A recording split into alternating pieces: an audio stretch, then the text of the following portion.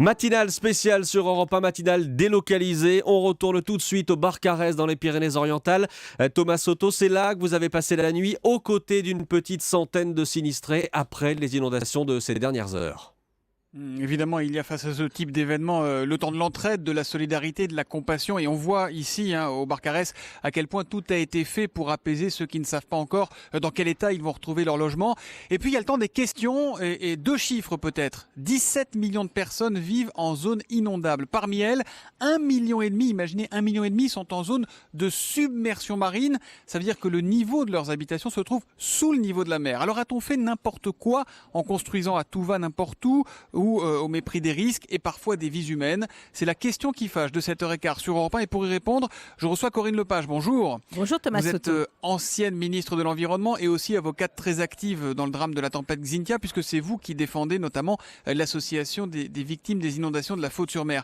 On en est, sans compter les personnes disparues, Corinne Lepage, à 24 morts au moins depuis le début de l'année. Avant d'être des victimes des inondations, ces personnes sont-ils des victimes de l'urbanisation ?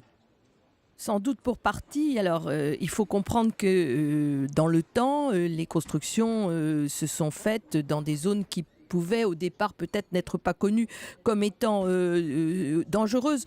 Quoique, quand on regarde les choses, on se rend compte que les anciens, comme on dit, construisaient dans des conditions beaucoup plus sûres que les modernes que nous sommes.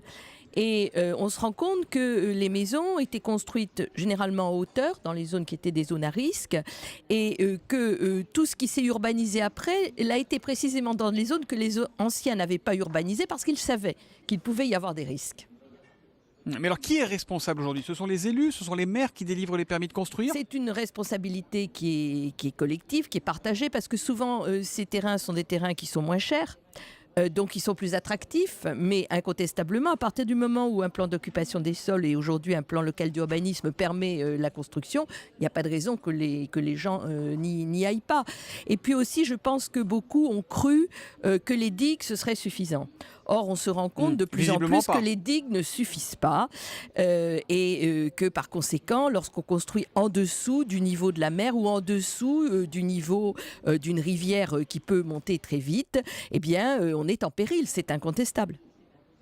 Corinne Lepage, au moment du drame de la tempête Xynthia, rappelons-le, 29 morts à la Faute-sur-Mer, tout le monde a dit plus jamais ça. Est-ce que vous dites, vous, aujourd'hui, et c'est un peu le sentiment qu'on a en voyant certaines images d'inondations dans tous ces départements du Sud, est-ce qu'aujourd'hui, Xynthia, la Faute-sur-Mer, ça peut se reproduire ? Je pense que oui. Alors, il y a beaucoup de mesures qui ont été prises, c'est incontestable, il y a eu une prise de conscience, mais on constate qu'il y a encore aujourd'hui des associations d'élus qui réclament, par exemple, de revenir sur la loi littorale pour permettre de construire de manière plus souple dans les zones littorales, parce qu'effectivement, c'est des zones attractives, c'est des zones où les gens ont envie d'être, sauf qu'il faut que nous apprenions qu'on ne peut plus construire en bordure de littoral, parce que c'est dangereux, point barre.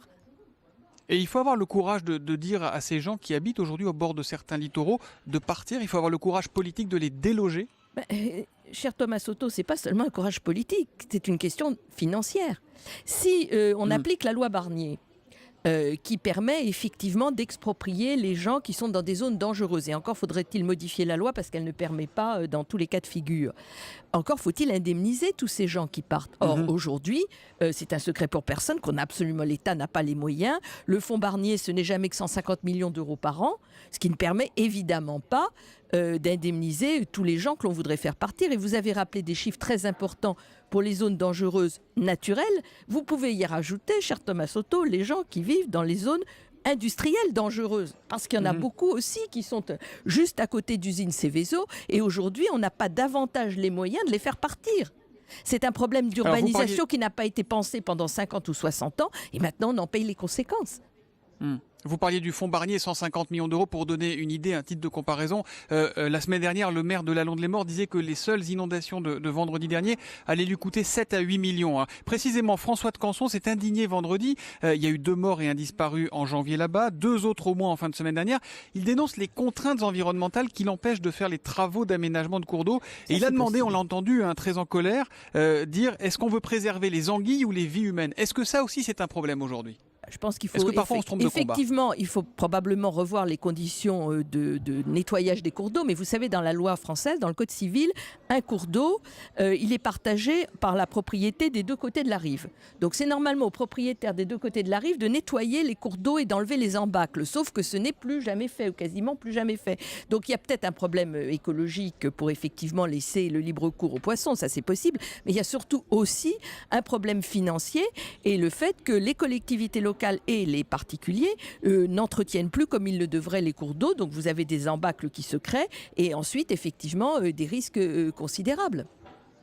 En tout cas, ce qui est sûr, c'est qu'en vous entendant, Corinne Lebâche, on comprend qu'on ne peut plus dire aujourd'hui qu'on ne sait pas, qu'on ne connaît pas les risques encourus. Et non seulement on ne peut pas le dire, mais je veux dire simplement que le grand sujet devant nous, c'est plus le changement climatique, c'est l'adaptation au changement climatique. Europe 1.